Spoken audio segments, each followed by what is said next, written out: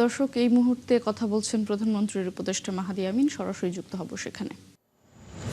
দুটো উদাহরণ আমরা ইতিমধ্যে করেছি। ক্লাস 1 থেকে 5 পর্যন্ত প্রাইমারি স্কুলের সব শিক্ষার্থীদেরকে নিয়ে 22 লক্ষ ছাত্রছাত্রীর অংশগ্রহণে একটা ফুটবল টুর্নামেন্ট হয়েছে। বাংলাদেশের 65,000-এর বেশি শিক্ষা প্রতিষ্ঠানের ছেলেরা এবং মেয়েরা অংশগ্রহণ করেছে। এটা একটা অনেক বড় ফুটবল বিপ্লব। 11 লক্ষের বেশি ছাত্র, 11 লক্ষের বেশি ছাত্রী ক্লাস 1 থেকে 5-এর তারা অংশগ্রহণ করেছে এই টুর্নামেন্টে। একই সাথে ক্লাস 6 থেকে 12-এ সচিব মহোদয়ের নেতৃত্বে সেখানে একটা আমাদের স্টার্ট আপ এবং ইনোভেশন আইডিয়া কম্পিটিশন হয়েছে, যেখানে বাংলাদেশের প্রায় 35,000 স্কুলের জন্য, কলেজের জন্য, মাদ্রাসার জন্য আমরা ওপেন করে দিয়েছি। ওনারা সেই কম্পিটিশনে অংশগ্রহণ করেছেন। This is also one form of making inclusive education system, যেখানে একদম অজপাড়াগার একটা স্কুল বা কলেজের শিক্ষার্থী সেম কম্পিটিশনে অংশগ্রহণ করছে, যেটা বাংলাদেশের সেরা কোনো একটা প্রতিষ্ঠান হচ্ছে ঢাকাতে। সো আপনার ইউনিভার্সিটির ভাইস চ্যান্সেলর স্যারদের কাছে, ম্যাডামদের কাছে আহ্বান থাকবে, সুযোগ হলে আপনারা চিঠি দিয়েছেন ইতিমধ্যে। ওকে, মাননীয় প্রধানমন্ত্রী সচিব মহোদয় বলে ইতিমধ্যে চিঠি দিয়েছেন।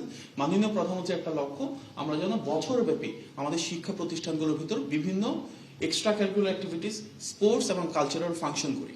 এক্সট্রা কারিকুলার অ্যাক্টিভিটিসের ভিতর ডিবেট, সায়েন্স ফেয়ার এগুলো যেমন থাকবে, বিএনসি, স্কাউট, গার্লস গাইড যেটা প্রযোজ্য সেগুলো থাকতে পারে। সুতরাং আমরা যখন বলি যে বাংলাদেশের সবচেয়ে বড় অ্যাডভান্টেজ কি, ডেমোগ্রাফিক ডিভিডেন্ড, আমাদের একটা বিপুল পরিমাণ তরুণ জনগোষ্ঠী রয়েছে। সেই তারুণ্যের মাঝে তো একটা বড় অংশ ইউনিভার্সিটিতে আছে, এবং জুলাই গণ অভ্যুত্থানে আমরা দেখেছি তারুণ্যের আকাঙ্ক্ষা কত গুরুত্বপূর্ণ। ইন এ ওয়ে আপনারা যারা আজকে বিভিন্ন বিশ্ববিদ্যালয়ের দায়িত্ব রয়েছেন, ভাইস চ্যান্সেলর স্যার অ্যান্ড ম্যাডামেরা, আপনাদের সাথে সরকারের ভাগ্য সরাসরি জড়িত। কারণ আজ থেকে 4.5 বছর পর, আমরা 6 মাস অতিক্রমের পর দেখব যখন নির্বাচন আসবে, সেই নির্বাচন আমাদের সবচেয়ে বড় যে ভোট ব্যাংক সেটা হবে কিন্তু আমাদের তারুণ্য। সুতরাং এই তারুণ্যের জন্য আমরা কি করছি, তাদেরকে কি আমরা দক্ষ হিসাবে গড়ে তুলছি কিনা, তাদেরকে কি আমরা এমপ্লয়মেন্ট প্রস্তুত করছি কিনা, তাদেরকে কি আমরা এন্টারপ্রেনারশিপ বা এম্পাওয়ারমেন্টের ব্যবস্থা করেছি কিনা, দ্যাট উইল বি ডিসাইডিং একটা গণতান্ত্রিক প্রক্রিয়ার আগামী নির্বাচনের ফলাফল।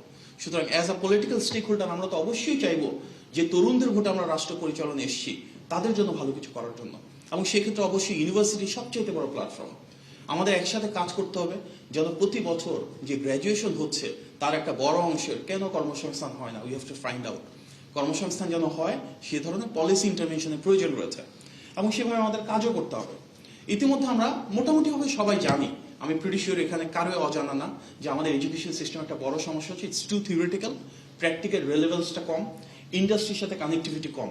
এবং এই বাজওয়ার্ডটা কিন্তু আমরা সবসময় বলি, ইন্ডাস্ট্রি একাডেমিক কোলাবোরেশন বাড়াতে হবে, পাবলিক প্রাইভেট পার্টনারশিপ বাড়াতে হবে, আমাদের সম্ভব হলে ইন্টার্নশিপ করতে হবে। But saying is one thing, doing is another thing. আমাদের এখন একটা টাইম আসছে যে with the thrust right from the prime minister side আমরা কিভাবে এটাকে কার্যকর করতে পারি। এই জন্য আমাদের কিছু পার্টিকুলার প্রপোজালও আছে পলিসি ওয়াইজ। ইউজিসি চেয়ারম্যান স্যারের সাথে আমি কথা বলেছিলাম। দর্শক, সাভারে কথা বলছেন প্রধানমন্ত্রীর উপদেষ্টা মাহাদি আমিন। সরাসরি ছিলাম সেখানে।